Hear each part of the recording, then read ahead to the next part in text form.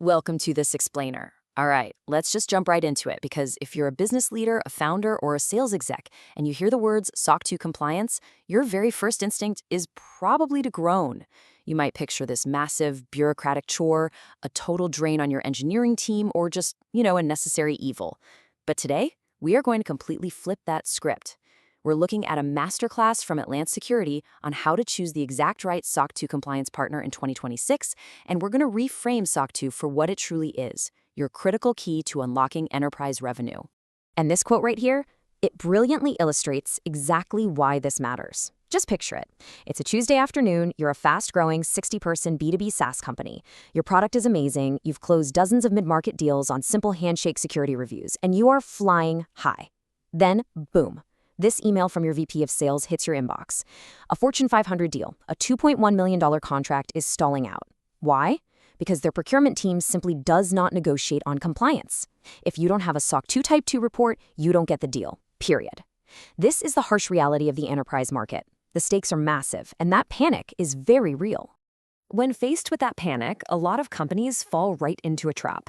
They hire a consultant who treats the whole thing as a mere compliance exercise. You know the old way of doing things. You get a 40-page PDF listing 87 security gaps, a quote for a 12-month timeline, and these dry monthly check-in calls while your internal team is just drowning in paperwork. But the right approach? It's treating SOC 2 as a revenue enabler. That means finding a partner who actually fixes the problem, builds the program for you, and gets you audit-ready in weeks so you can actually go close that deal.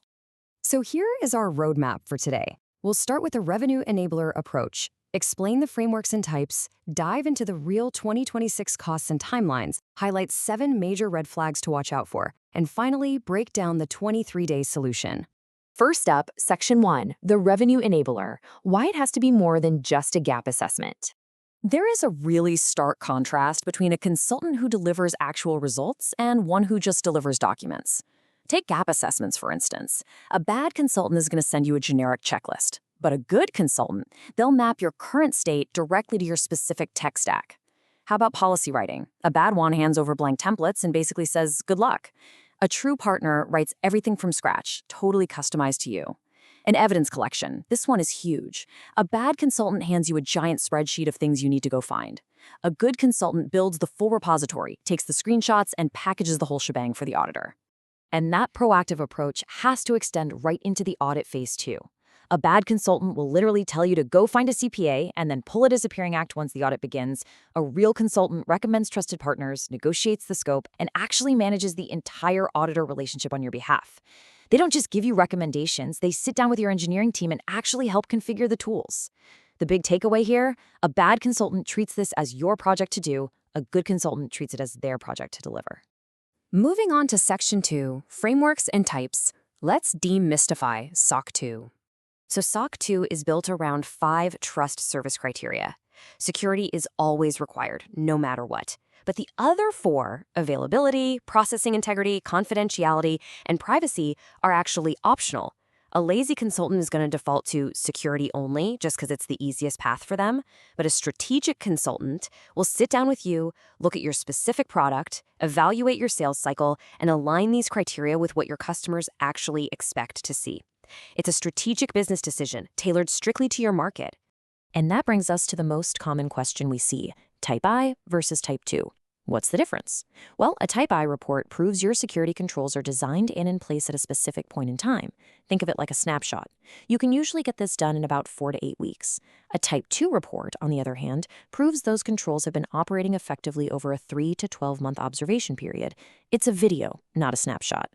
Now, while a Type I is a fantastic quick fix, Type 2 is the gold standard. It is exactly what enterprise procurement teams demand. Which leads us to a really crucial point. Build for Type 2 from day one. Yes, definitely get your Type 1 report fast so you can unblock those immediate deals sitting in your pipeline.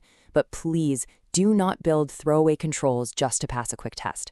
A great consultant is going to design your policies and monitoring so that the very moment your Type 1 is done, your Type 2 observation window effortlessly begins. You want to hit the ground running. Okay, Section 3, costs and timelines. Let's look at the 2026 pricing landscape. Let's talk real numbers. A simple readiness assessment, which, as we now know, is really just a gap report, that runs about $5 to $15K. Full implementation support from a consultant ranges anywhere from 15 to 50K. But listen, here is a massive red flag warning. Consultant fees and auditor fees absolutely must be separate. A licensed CPA firm has to conduct the actual audit and issue the report, and that's going to cost another 7 to 25K. If a consultant tries to act as your auditor too, that creates an independence conflict that completely destroys the credibility of your report. Keep them separate. So, just to anchor your expectations here, if you're a typical SaaS company with roughly 20 to 200 employees, you should expect to budget anywhere from $20,000 to $65,000 in total for your first SOC 2. And remember, that includes both the consulting partner who actually gets you ready and the independent CPA firm who signs the official report. Let's jump in to Section 4, 7 major red flags you need to watch for. This is a question you need to ruthlessly ask yourself, whether you're evaluating partners right now or if you're already stuck in an engagement that feels like it's dragging on. Is your consultant an asset driving revenue for you or a liability draining your resources? So here are the first 4 red flags to look out for. Number 1, they try to sell you a standalone readiness assessment. As we discussed, that is just a diagnosis without a treatment plan. Number 2, they quote a 12 to 18-month timeline. Look, for a cloud-native SaaS company, that is absurd. It should take weeks, not months. Number 3, they refuse to name their auditor partners. That just means they don't have the real experience or relationships in the industry.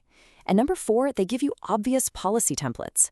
If your policies literally still say bracket company name, bracket, an auditor will spot it instantly, and your credibility is out the window. Continuing with the warning signs, number 5 is hourly billing. This creates a really perverse incentive for them to just drag the whole process out. You always want a fixed scope and a fixed price. Number 6, they completely ignore your sales pipeline. Remember, SOC 2 is a business decision. If they don't care about why you need it, they're going to build the wrong thing. And number 7, which is honestly perhaps the biggest one, they have never actually managed an audit themselves. If they haven't sat across the table from an auditor to defend their own control designs, they're quite literally just learning on your dime. Which brings us to Section 5, the 23 days solution.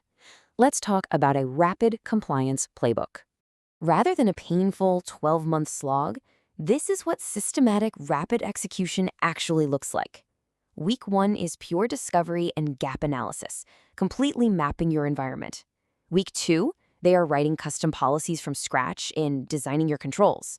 Week 3, the evidence repository is fully built and the auditor is entirely prepped. And by week 4, you are already in the audit management phase. It is structured, it is incredibly hands-on, and it is relentless. And that leads us to the ultimate metric, 23 days. At Atlant Security, most clients go from absolutely zero to fully audit-ready in just 23 to 45 days. How? Simply because they don't cut corners. They just know exactly what auditors want to see. They don't over-engineer it, they don't under-engineer it, and they do the heavy lifting themselves instead of just handing you a to-do list. The sheer relief that a true partner brings can really be summed up in this one sentence. We manage the audit, you run your business. Your engineers should be busy building your product, not taking screenshots of firewall configurations all day. And here's a great bonus. Roughly 70 to 80% of these SOC 2 controls actually overlap with ISO 27001. A smart partner designs a unified system, allowing you to hit 2 massive compliance birds with one stone, opening up even more global enterprise deals for your team. So I'm going to leave you with this provocative thought. Think about your sales pipeline right now. Is your biggest, most lucrative deal stalling out because you lack a SOC 2 report? It's time to stop treating compliance like a necessary evil. And definitely stop letting missing reports kill your revenue. Find a partner who moves at the speed of your business and turn compliance into your greatest competitive advantage.